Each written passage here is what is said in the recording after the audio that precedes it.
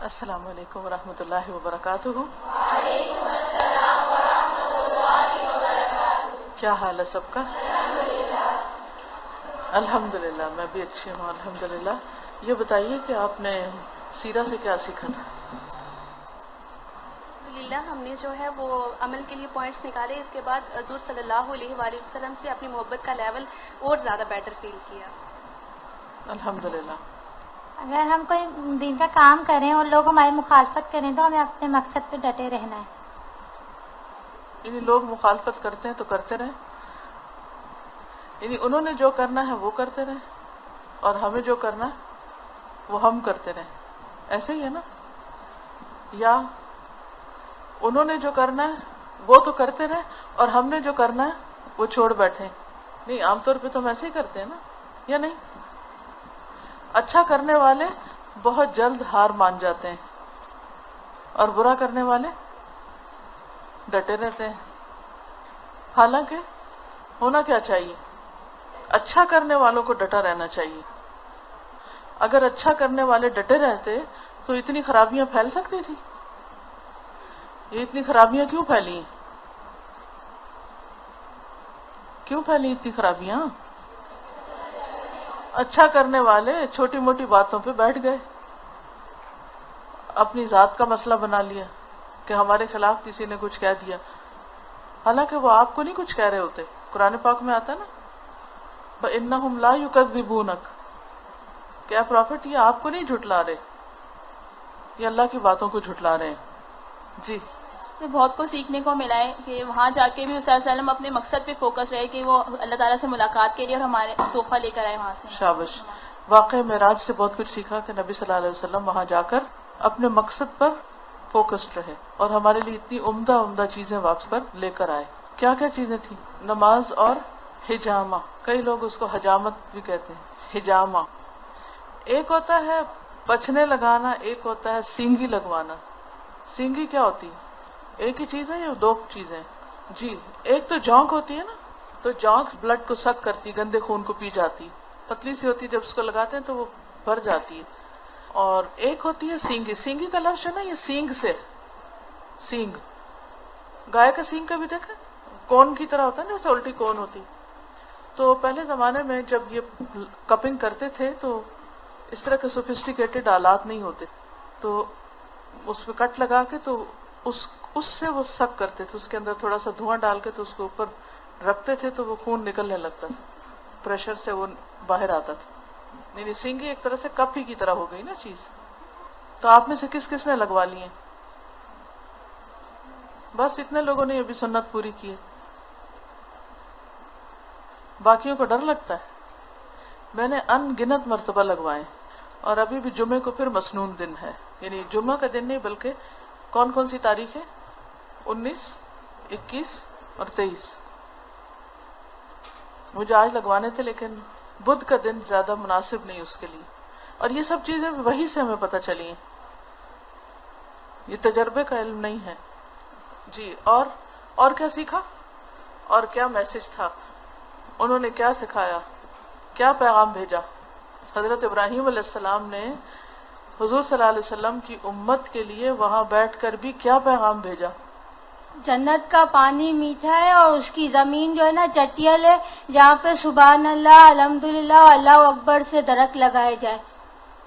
اس سے کیا پتہ چلتا ہے کہ ابراہیم علیہ السلام ہمارے لیے کتنے خیر خواہ تھے؟ کیا ہم نے کبھی کسی کو یہ پیغام بھیجا؟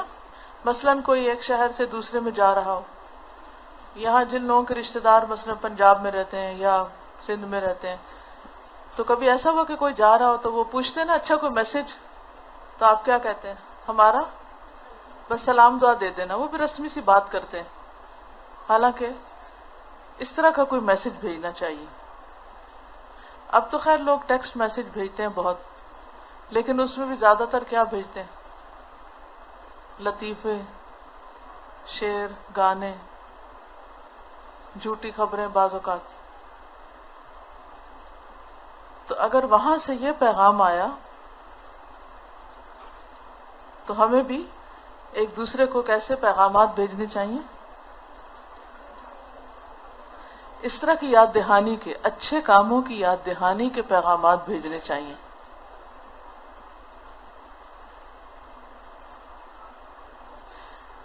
کیا ہمیں واقعی یقین ہے کہ جنت کا پانی میٹھا ہے؟ ہاں؟ اور زمین اسپاٹ چٹیل، کچھ نہیں ہوگا وہ اس پر.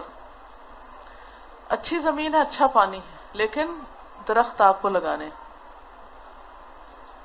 اگر ہم نہیں لگائیں گے تو خود ہی لگ جائیں گے.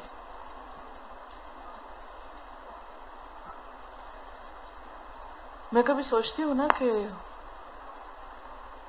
حضور صلی اللہ علیہ وسلم دنیا سے جا چکے ہیں، حضرت ابوبکر جا چکے ہیں، حضرت عمر جا چکے ہیں، حضرت علی جا چکے ہیں، فلاں اور فلاں بھی جا چکے ہیں. اب ان میں سے کوئی واپس یہاں نہیں آئے گا.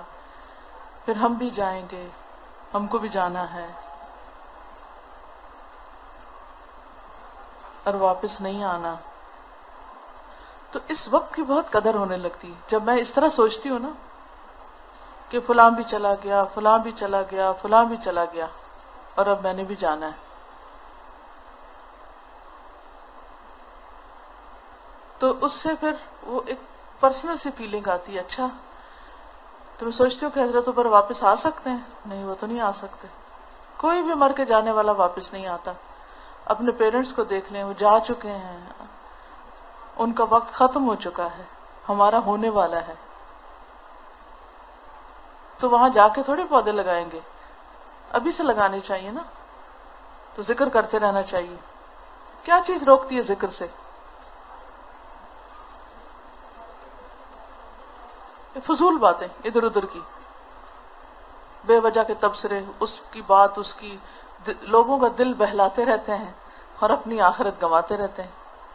ٹھیک ہے، اس کا نہیں مطلب کہ گمسم ہو کے بیٹھ جانا چاہیے، کسی کو اچھی بات نہ بتائیں، مگر یہ کہ ایک دفعہ ایک بات کہی، بس ختم. اور کیا سیکھا؟ اگر کسی بھی امپورٹنٹ کام کے لیے آپ جائیں تو اس سے پہلے پلاننگ بہت ضروری ہے، اور پھر آپ کو رازداری سے بھی کوئی بھی کام کرنا ہے تو رازداری سے کریں.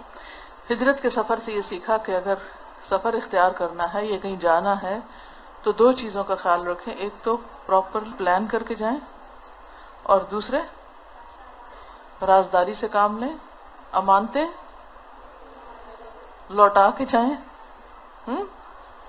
اور دوسری بات یہ کہ جب حضرت صلی اللہ علیہ وسلم معراج کے لیے جا رہے تھے اور حضرت جبرائیل علیہ السلام نے ان سے پوچھا تھا کہ وہ شراب یا دودھ وغیرہ جو پسند کریں گے، تو حضرت صلی اللہ علیہ وسلم نے دودھ کو پسند کیا تھا. تو اس سے مطلب یہ لیا گیا تھا کہ آپ دین فطرت میں ہیں. تو دودھ ایک بہترین غذا ہے. جب حضرت صلی اللہ علیہ وسلم نے اس کو پسند کیا ہے تو ہمیں بھی اس کے دودھ پینا چاہیے. اور سافٹ ڈرنکس ختم اگر نہیں بھی کر سکتے خواہشات کی وجہ سے، کیونکہ اس کی کوئی نیوٹریشنل ویلیو تو ہے ہی نہیں. کہ ہے پیپسی یا کوک کی کیا نیوٹریشنل ویلیو ہے؟ کچھ بھی نہیں. تو اگر ہمارے سامنے دودھ رکھا جائے اور ساتھ کوک رکھی جائے تو ہم کیا اٹھائیں گے؟ کیا اٹھائیں گے؟ ہمارے بچے تو کوک اٹھائیں گے. تو جب وہ کوک اٹھائیں گے تو اس کا مطلب ہے وہ فطرت پر نہیں، فطرت ہی مسخ ہو چکی ہے. خیر کہاں سے پھوٹے گی؟ ٹھیک ہے نا. تو قرآن و سنت انسان کو فطرت پر واپس لاتا ہے، آرٹیفیشل زندگی سے نکالتا ہے. اور ہم دیکھتے ہیں کہ صحابہ کرام فطرت پر تھے، اور پھر انہوں نے انہی اصولوں کی پابندی کی، جس کے نتیجے میں انہوں نے دنیا میں بڑے بڑے کارنامے کیے. ہمارے سے کچھ زیادہ وقت نہیں تھا ان کے پاس، لیکن وہ کچھ کر گئے کہ ہم کہیں ان کے بہت دور بھی پیچھے نہیں. اور یہ بھی کہ حضور صلی اللہ علیہ وسلم کی سنتوں کو کس طرح ہمیں فوکس کرنا ہے، کس طرح ان کو پھیلانا ہے، اور حضور صلی اللہ علیہ وسلم کو کس طرح پروٹیکشن کرنا ہے، یعنی کہ ان کی سنتوں کو کس طرح آگے بڑھانا ہے. بالکل. السلام علیکم. وعلیکم السلام. جو ہم نے مکی دور جو پڑھا تو اس میں اس سے پہلے تو بالکل ایک پتہ ہی نا، یہ سب سنا تھا کہ نبی صلی اللہ علیہ وسلم نے اتنی تکلیفیں برداشت کی، سب کچھ کیا، لیکن جب ایک اصل تصویر سامنے آئی تو بالکل ایک عجیب سی فیلنگ تھی، ایک بالکل نیا ایسا لگ رہا تھا کہ ہم کوئی چیز فرسٹ ٹائم پڑھ رہے ہیں شاید. اور پھر خصوصاً ان کا جو طائف کا سفر تھا وہ پڑھ کے بہت مطلب بہت زیادہ افسوس ہوا. اور پھر لیکن یہ تھا کہ اس میں ایک سبق بھی تھا کہ آپ جتنے بھی برے حالات ہو جائیں اس میں آپ ہمت نہ ہاریں. کہ جیسے طائف والوں میں سے کسی نے بھی نبی صلی اللہ علیہ وسلم کی بات کو ایکسیپٹ نہیں کیا، لیکن اللہ تعالیٰ نے کس طرح سے جنوں کی جماعت کو بھیجا جو پیغام سنوا دیا، اور نبی صلی اللہ علیہ وسلم کو پتہ بھی نہیں چلا اس وقت، بعد میں پتہ چلا کہ جو ہے انہوں نے پورا اس کو قبول کر لیا. دیکھیے کتنے سفر کیے آپ نے نا، 5 سفر ملتے ہیں آپ کے مکی زندگی میں. ایک جو بچپن کا سفر ہے جس میں آپ قبیلہ بنو سعد کے پاس جا کر رہے رضاعت کے لیے، وہ تو بہت ہی چھوٹے تھے، دودھ پیتے بچے، بالکل ہی گود کے بچے. دوسرا شام کا تجارت کے لیے. تیسرا طائف کا سفر. چوتھا معراج کا سفر. 5واں ہجرت کا سفر. 5 سفر ہو گئے پھر، ٹھیک ہے نا. تو یہ 5 سفر جو تھے اگر ہم ان پر غور کریں تو ان میں بھی سیکھنے کی بہت ساری چیزیں. ہر سفر سے پہلے چلے بچپن کے سفر کو اگر ہم چھوڑ دیں کیونکہ اس وقت آپ کو ہوش نہیں تھا، اور پھر جب چھوٹے تھوڑے بڑے ہوئے اور تجارت کے لیے سفر کیا شام کا، وہ بھی آپ چونکہ اپنے چچا پر ڈپینڈنٹ تھے، اور ہم یہ کہہ سکتے ہیں اس کے بعد تجارت کے لیے حضرت خدیجہ کا سامان لے کر گئے تھے، اس کو ایک اور سفر ایڈ کر سکتے ہیں، تجارتی سفر. اس سے کیا سیکھا ہے؟ تجارتی سفر سے امانت داری اور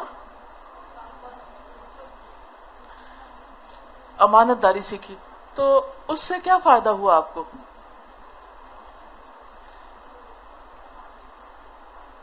ہر سفر سے آپ کو کوئی فائدہ ہوا. تجارتی سفر کے بعد کیا ہوا تھا آپ کی زندگی میں؟ حضرت خدیجہ نے ان کو پروپوز کیا، نیکی کا پھل ملا، اتنی اچھی کمپینین آپ کو ملی. اچھے ساتھی کا زندگی میں ملنا بھی ایک بہت بڑی نعمت ہے. ہم عام طور پہ کیا کہتے ہیں؟ بس قسمت کی بات ہے، جو بھی کوئی مل جائے. لیکن اس قسمت کے حصول تک بھی تو کوئی وسیلہ سبب بنتا ہے یا نہیں ہے؟ بنتا ہے. انسان اگر امانت داری برتتا ہے اپنے کاموں میں، اپنی ذمہ داریوں میں، اپنے اخلاق میں، دوسروں کی خیر خواہی میں، تو اللہ تعالیٰ آخرت میں تو بدلہ دیتے ہی ہیں، دنیا میں بھی دیتے ہیں. اس کے بعد اگلا سفر کون سا تھا؟ طائف کا سفر. اس میں کیا ملا آپ کو؟ اس میں کیا پیش آیا؟ بہت بڑی آزمائش پیش آئی، لیکن آپ نے کیا کیا؟ صبر اور احسان. کیا نتیجہ نکلا اس کا؟ جنوں کے گروہ نے قرآن سنا اور پھر آپ نے ان لوگوں کو معاف کیا، اور ان کی نسلوں میں سے محمد بن قاسم جیسا شخص پیدا ہوا. کچھ حاصل کیا. آپ اس طرح بھی کر سکتے ہیں، ایک چارٹ بنائیے آپ کے سفر، تجربہ یا تیاری، تجربہ، نتیجہ. ٹھیک ہے. ایون جو بچپن کا حلیمہ سعدیہ کا سفر ہے وہ کتنا بابرکت سفر ہے. اس میں کیا ہوا تھا؟ وہ جس جانور پہ بیٹھ کے گئی تھی وہ سب سے آگے نکل گیا، ان کی بکریاں اور اونٹنی دودھ دینے لگ گئی. پھر وہاں کیا تجربہ ہوا تھا آپ کو؟ سینہ چاک ہوا اور اس کو دھویا گیا. اور کیا فائدے ہوئے تھے اس سفر میں آپ کو؟ بکریاں چرانے کا آپ کو موقع ملا. بکریاں چرانے کا آپ کی ٹریننگ ہوئی. اور کیا موقع ملا؟ عرب کی فصیح زبان سیکھی. لرننگ پیریڈ تھا. ایجوکیشن کب شروع ہوئی آپ کی؟ دودھ پیتی عمر میں، اور 4-5 سال کی عمر میں تو بکریاں چرانے چل پڑے. اور صحرا کا مشاہدہ، کھلے آسمان کا مشاہدہ، آبزرویشن. اور پھر اس کے بعد سینہ شک ہوا، صاف ہوا، اور پھر واپس آ گئے.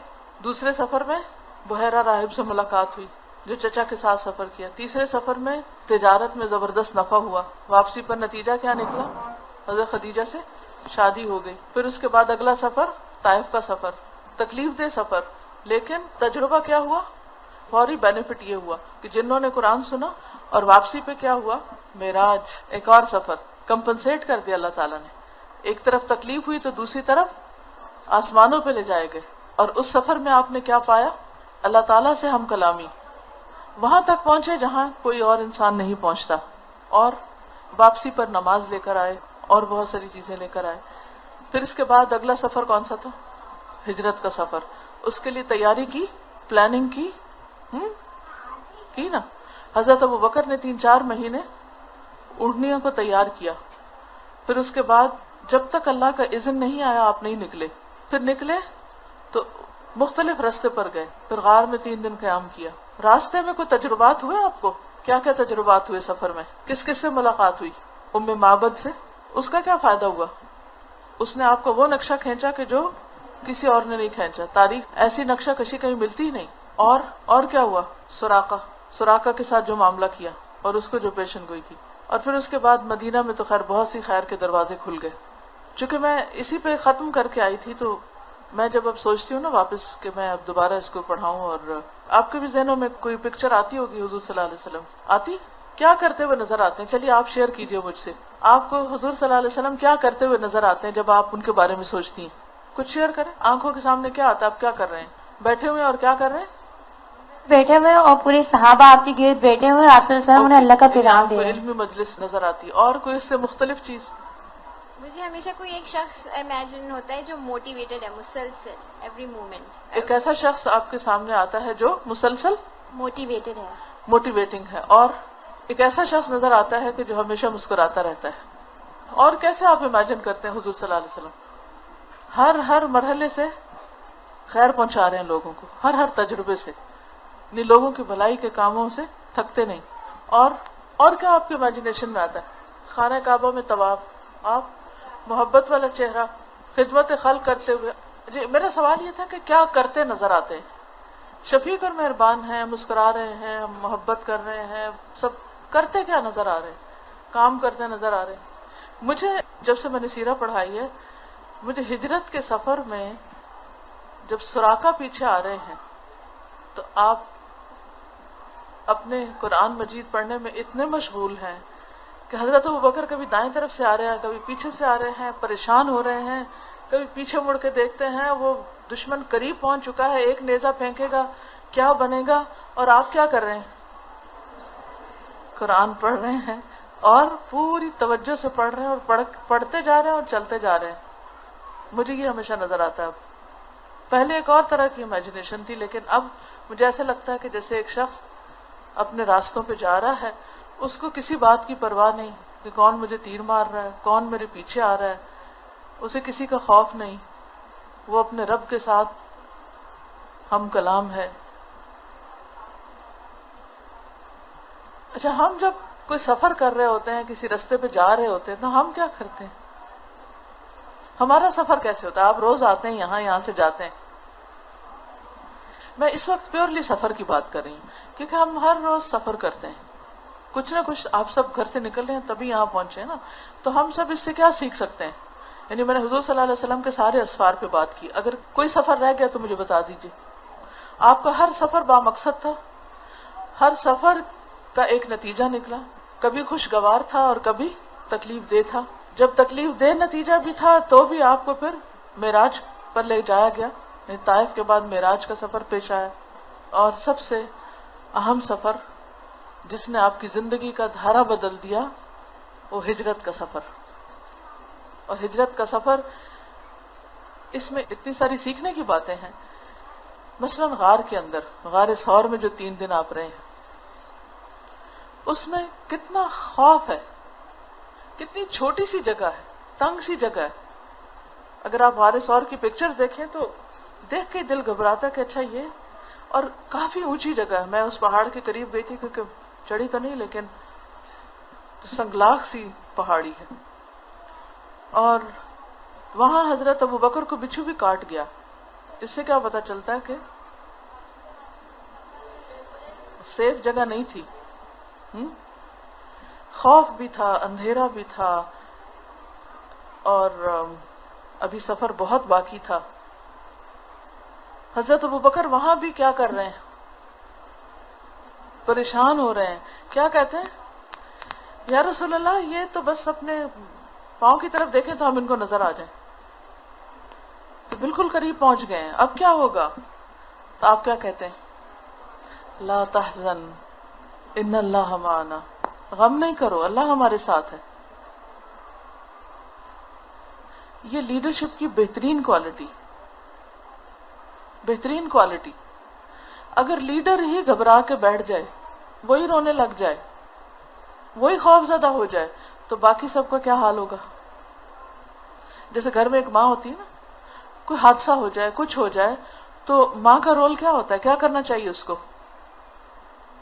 چیخنا چلانے لگے، ہنگامہ مچا دے، کیا کرے؟ چاہے اس کو خود ڈر لگ بھی رہا ہو تو بھی اس کو کنٹرول کرے، اور بچوں کے لیے تسلی کا باعث بنے، دوسروں کے لیے ایک اچھا نمونہ بنے. لیکن عام طور پہ میں نے دیکھا لڑکیوں کو کاکروچ نظر آ جائے چیخیں مارنا شروع کر دیتی ہیں، چھپکلی نظر آ جائے کانپنا شروع کر دیتی ہیں. ہاں، حضرت اسما کیا کر رہی تھی ہجرت کے سفر میں؟ حضرت اسما نے کیا کیا تھا؟ کھانا پہنچا رہی تھی. ان کی اپنی کیا حالت تھی، پریگننٹ تھی، اور کس طرح وہ پہنچتی ہیں وہاں پر ہمت کے ساتھ. اور کہ نبی صلی اللہ علیہ وسلم جب ہجرت پہ جا رہے تھے، ڈینجر ان کے ساتھ تھا، پریشانی ان کے ساتھ تھی، پیچھے خوف تھا، اور فزیکلی بھی، کھانے پینے کی بھی پرابلم، ہر لحاظ سے ان کے اوپر پرابلم ہے. اس میں سے کوئی ایک چیز بھی ہمارے پر تو ہم کتنی سیلف پٹی کا شکار ہو جاتے ہیں. اور انہوں نے اس حالت میں بھی مدد کی، دودھ دھویا، یہ بھی، اور پرسکون کہ اللہ ہمارے ساتھ ہے. کوئی یعنی اس میں ہم یہ دیکھ رہے ہیں کہ ان کو کتنا اللہ پہ بھروسہ تھا کہ اللہ نے جب مجھ سے کہا یہ کام کرو، تو آج ہم سب کے لیے بھی اللہ تعالیٰ نے تو یہ راستہ چوز کیا ہے. تو ہمیں بھی اللہ پہ بھروسہ کرنا چاہیے کہ ہم نکلے ہیں تو اللہ کی مدد ضرور آئے گی انشاءاللہ تعالیٰ. تو میں یہی سوچ رہی تھی کہ اتنے غم میں، اتنے پریشان، ہم کیا کرتے ہیں؟ ہم تو بالکل بیٹھ جاتے ہیں. اگر کوئی چیز بھی ہماری کھو بھی جائے، چھوٹی سی چیز، تو ہم اتنا روئیں گے، اتنا پریشان ہوں گے، اتنا غصہ کریں گے، اور کہہ دیں گے میرا موڈ خراب ہے، کوئی مدد کرنے کا ٹائم ہے ابھی، میں کیوں لوگوں کی مدد کروں، میں تو خود مدد کا طلبگار ہوں. انہوں نے یہ کبھی نہیں سوچا کہ میری لوگوں کو مدد کرنی چاہیے، مجھے پروٹیکشن دو، میں پریشان ہوں. الٹا اور دودھ دھونے کے لیے میں مابد کی جو بات ہے وہ میں چلے گئے وہاں پہ. I was just shocked. یہ پڑھ کر مجھے ایسا لگ رہا تھا کہ ہم بہت پیچھے ہیں. اور ہم کہتے ہیں ہم بڑی سنتوں کی پیروی کر رہے ہیں، کچھ بھی نہیں اور کر ہم رہے آپ ہیں سے محبت کرتے ہیں، اور ہم آپ کا اتباع کرتے ہیں، اور پتہ نہیں کیسے کیسی محبتوں کے دعوے کرتے اور ہیں. اپنی ذات کو انہوں نے کبھی آگے نہیں لانے دیا. اصل بات یہ ہے. ساری ہم ہر چیز اپنی ذات پہ لے لیتے ہیں. مس نے اگر ہمیں دیکھا نہیں صحیح سے، یا ہماری ذات کی کوئی پرابلم ہے، ایوری تھنگ ہماری ذات پہ آ کسی جاتی نے ہے. میرے سلام کا جواب نہیں جی. دیا تو ضرور کوئی مسئلہ ہے، اس نے ہاں. مجھے اگنور کر دیا ہے. بالکل. تو سارے مسائل شروع اس سے ہوتے ہیں، مقصد بھی پیچھے رہ جاتا ہے. تو آپ ہر موقع پر، ابھی آپ کہہ رہے تھے نا کہ معراج کے سفر پر آپ کیا کر رہے تھے؟ آپ کو معلوم ہے کہ کتنی زیادہ روشنیاں تھیں، اور کس طرح وہ سارا درخت جو تھا وہ روشن ہو گیا تھا. تو مجھے یاد آتا ہے جب یہ شادیاں وادی ہوتی ہیں نا، تو یہ درختوں کے اوپر وہ لائٹنگ کرتے ہیں. یہ تو کچھ بھی نہیں. تو وہ جو سدرۃ المنتہا تھا، اور ایک عجب منظر تھا، اور اس میں آپ ما زاغ البصر وما طغى، ادھر ادھر نہیں دیکھ رہے تھے کہ اچھا یہ میں اچھی طرح منظر نظروں میں جما لوں کیونکہ واپس جا کے بتانا ہوگا. آپ نے سب چیزوں کو سرسری دیکھا، حتیٰ کہ جب آپ واپس آئے اور کفار مکہ نے سوال کرنا شروع کیا تو آپ کو تھوڑی سی پریشانی ہوئی، تو اس وقت فوراً آپ کے سامنے وہ سب کچھ لا کے رکھ دیا گیا کہ اچھا آپ دیکھ لو، اور پھر آپ نے اچھی طرح اس کو دیکھا اور آپ نے جواب دیا. تو ہمارا اصل مسئلہ کیا ہے؟ نمبر ایک، مقصد ہے نہیں. اگر ہے تو وہ بہت بس موہوم سا، فیبل، کچھ نظر ہی نہیں آتا اس میں سے. اور پھر یہ کہ ہر تھوڑی چھوٹی یا بڑی پریشانی کے ساتھ اس کو بھلا دیتے ہیں. انہیں دو چیزوں میں ایک آپ چوز کر لیں، یا تو مقصد کی اہمیت یا ذات کی اہمیت. یعنی ایک اوپر ہوگا، ایک نیچے ہوگا. جب ذات اوپر ہوگی تو مقصد نیچے ہو جائے گا، جب مقصد اوپر ہوگا تو ذات نیچے ہوگی. دونوں ساتھ نہیں چل سکتے. اب آپ جب مقصد اوپر نہیں رکھتے اور ذات اوپر رکھتے ہیں تو نتیجہ کیا ہوتا ہے؟ پریشانیاں ہی پریشانیاں. جب آپ مقصد اوپر رکھ لیتے ہیں اور ذات ساتھ اس کے چلتی، کیونکہ ذات کے بغیر تو کوئی کام ہو نہیں سکتا، تو نتیجہ کیا ہوتا ہے؟ اللہ کا وعدہ ہے ان تنصر اللہ ینصرکم ویثبت اقدامکم. اگر تم اللہ کی مدد کرو گے، اللہ تمہاری مدد کرے گا اور تمہارے قدم جما دے گا، تم کو وہ مل جائے گا جو تم چاہتے ہو.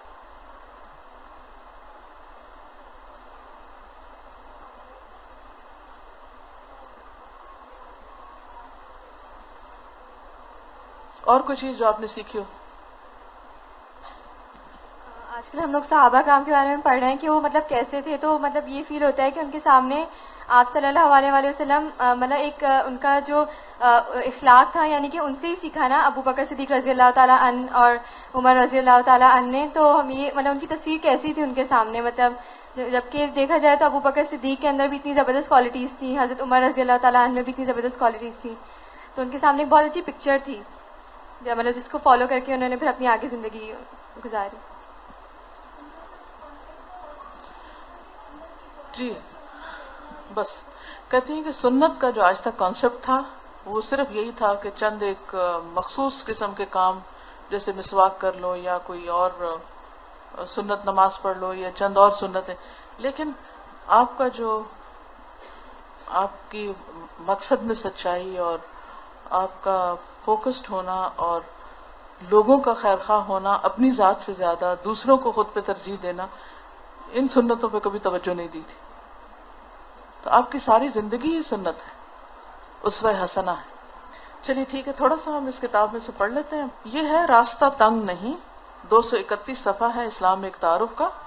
فتح مکہ کے بعد رسول اللہ صلی اللہ علیہ وسلم اپنے ساتھیوں کے ہمراہ مکہ سے طائف جا رہے تھے. ایک پہلا سفر تھا طائف کا اور اب ایک دوسرا سفر. ایک ہجرت سے پہلے کا سفر تھا طائف کا جس میں آپ کو بہت پریشانی دیکھنی پڑی تھی. درمیان میں ایک پہاڑی راستہ ملا جو بظاہر تنگ تھا, نیرو تھا بہت. وہاں پہنچ کر آپ نے لوگوں سے پوچھا کہ اس راستے کا نام کیا ہے. لوگوں نے بتایا اس کو تنگ راستہ کہا جاتا ہے. آپ نے فرمایا کہ نہیں, بلکہ یہ آسان راستہ ہے. بل ہی الیسرا. پہلی بات یہ ہے کہ آپ نے لوگوں سے پوچھا کیوں؟ کیا آپ کو خود نظر نہیں آ رہا تھا؟ کیوں پوچھا؟ کسی کو سمجھانے کے لیے سوال کرنا اچھا ہوتا ہے, اور تو آپ ویسے ہی سمجھانا شروع کر دیتے. ایسا کچھ ہوگا جو آپ نے سوچا ہوگا کہ سکھاؤں, میں دیکھوں, کیا پتا یہاں پہ کوئی ایسی چیز نکلے اباؤٹ وچ آئی دیکھیے, کسی کو اپروچ کرنے کے 2 طریقے ہوتے ہیں. ایک تو یہ ہے یعنی خاص طور پر اگر آپ کسی کو سکھانا چاہتے ہیں, ایک تو یہ کہ آپ واز شروع کر دیں اور نصیحتیں کرنا شروع کر دیں, یا یہ کہ لوگوں کو کسی بھی چیز کی ایسی ہاربل پکچر دکھائیں کہ وہ مزید پریشان ہو جائیں. یہاں بھی آپ کی لیڈرشپ کوالٹی نظر آتی. آپ لوگوں سے پہلے چیزوں کو دیکھ رہے ہیں کہ مشکل آنے والی ہے. آپ کو نظر آ رہا تھا کہ راستہ تنگ ہے, تو آپ نے یہ نہیں کیا کہ لوگوں آگے راستہ تنگ ہے اور اب سنبھل کے چلنا اور اب ایسا کرنا, یا یہ کہ صرف زبانی کلامی کہتے گھبرانا نہیں. تو اس میں ایک تو لوگوں کو پریپیئر کرنا تھا, دوسرا یہ کہ ان کی سوچ جگانا تھی, ان کو سوچنا سکھانا تھا, تیسرا یہ کہ منفی میں سے بھی مثبت سبق نکالنا تھا, اور سب سے بڑی بات یہ کہ ہر مشکل مرحلے پر ان کو حوصلہ دلانا تھا صحابہ کو. تو بہرحال اس کا مطلب یہ تھا کہ یہ صحیح ہے کہ بطور واقعہ حقیقت میں یہ راستہ تنگ ہے. اگر ہم پھیل کر اس میں جانا چاہیں تو ہم نہیں جا سکتے, پھیلنا چاہیں تو نہیں پھیل سکتے کیونکہ جگہ چھوٹی ہے. لیکن ہم اس طرح اس کو آسان بنا سکتے ہیں کہ ہم سمٹ کر قطار کی صورت میں اس سے گزریں, یعنی فوراً سمٹ جائیں, لائن بنا کے نکل جائیں اور نکل جائیں گے. ایسی صورت میں راستہ کی تنگی ہمارے لیے رکاوٹ نہیں بنے گی.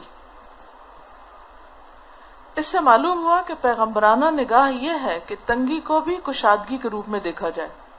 جہاں حالات تنگ ہو جائے وہاں آسانی کو تلاش کیا جائے, اس کو ڈھونڈا جائے. اس سے معلوم ہوا کہ پیغمبرانہ نگاہ یہ ہے کہ تنگی کو بھی کشادگی کے روپ میں دیکھا جائے, تنگی میں کشادگی کا راز دریافت کیا جائے, منفی باتوں میں بھی مثبت پہلو تلاش کر لیے جائیں. بہت مشکل ہے, بہت کڑوا ہے, بہت تکلیف دہ ہے, آسان نہیں ہے, لیکن امپاسبل نہیں, کیونکہ اللہ سبحانہ وتعالیٰ نے فرمایا کہ ان مع العسر یسرا, تنگی کے ساتھ ہی آسانی ہے. لیکن جب ہمارے سامنے کوئی تنگی آتی ہے, مشکل جگہ آتی ہے, تو ہم گیو اپ کر دیتے ہیں, سوچنا چھوڑ دیتے ہیں, اور اس تنگی کے ساتھ جو آسانی ہے اس کو دیکھ نہیں پاتے. بہت کم لوگ ایسے ہوتے ہیں کہ جو عسر کے ساتھ یسر کو دیکھ سکیں. نبی صلی اللہ علیہ وسلم اسی کی عملی تفسیر کروا رہے ہیں اس وقت کہ لوگ تنگی میں آسانی کو دیکھ سکیں.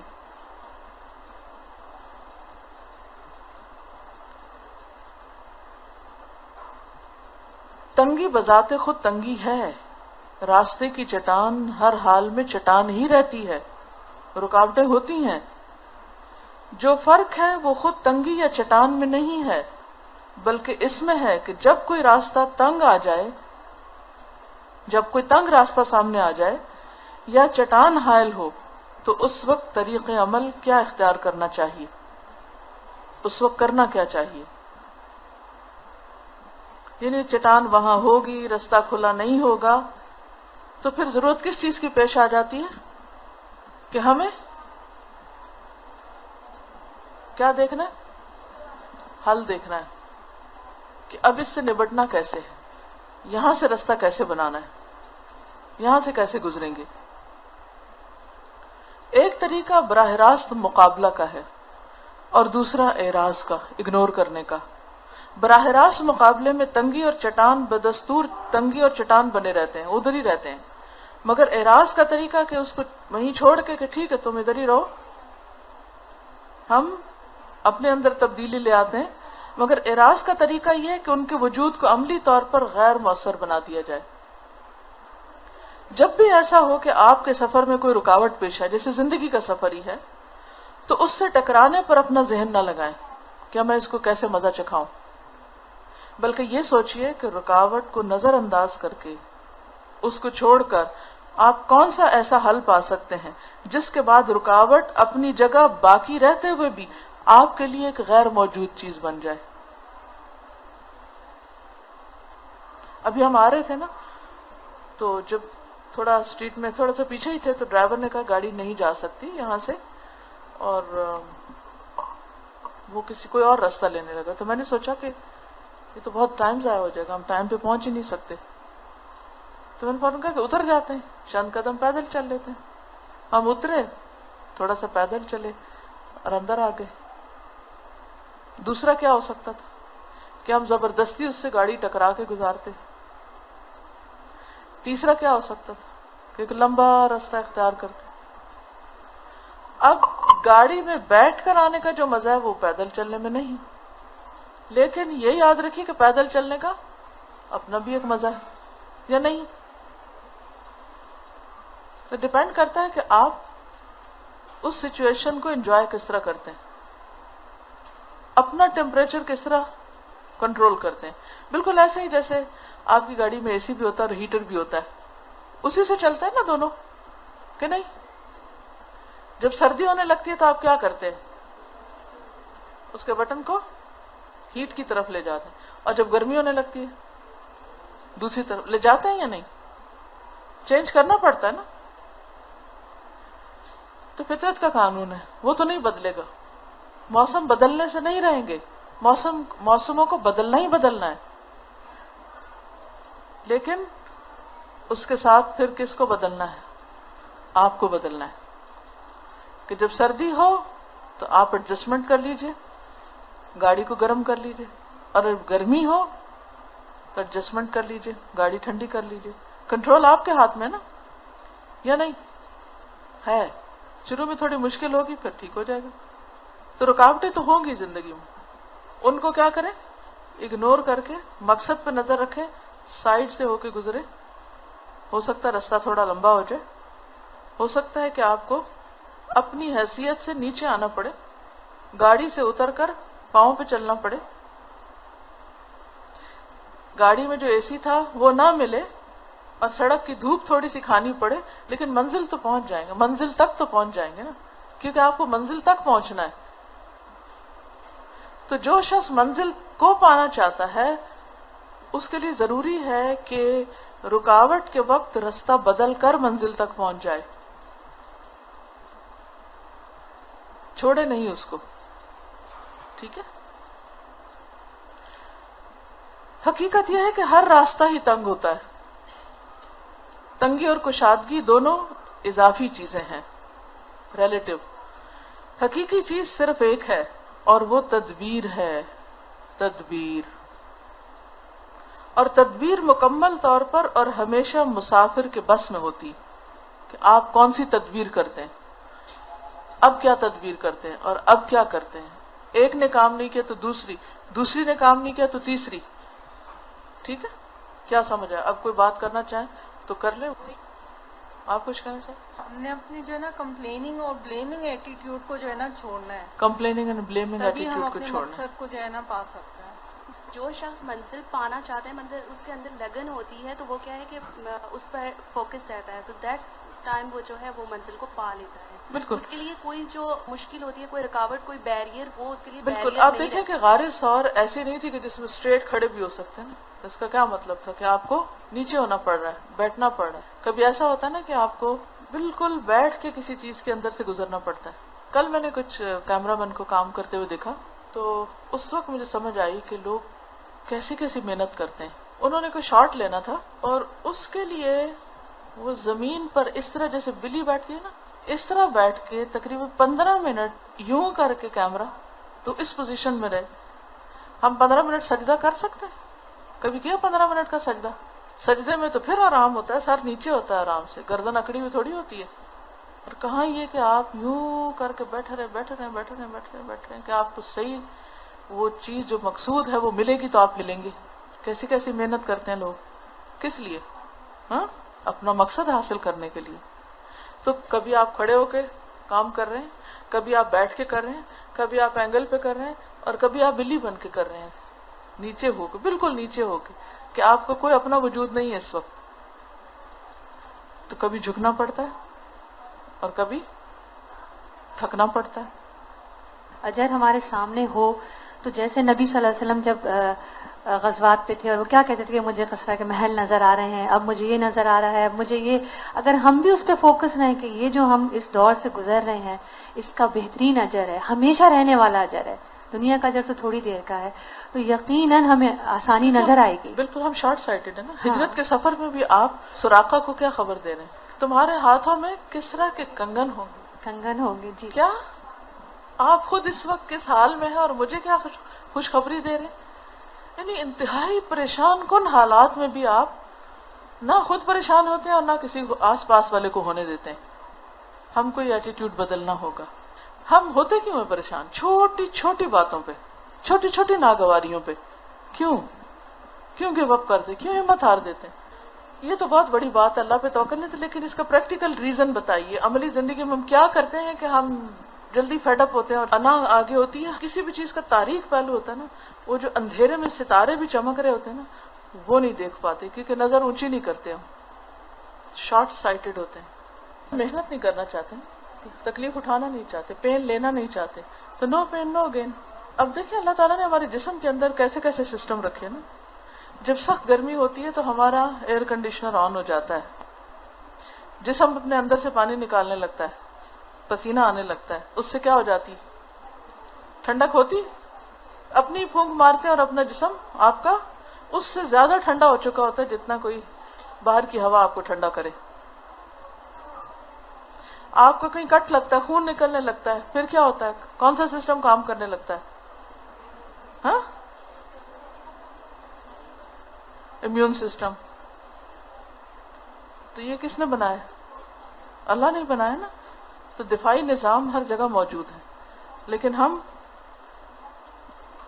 حوصلہ ہار دیتے ہیں. بس حوصلے بلند رکھیں, ٹھیک ہے نا.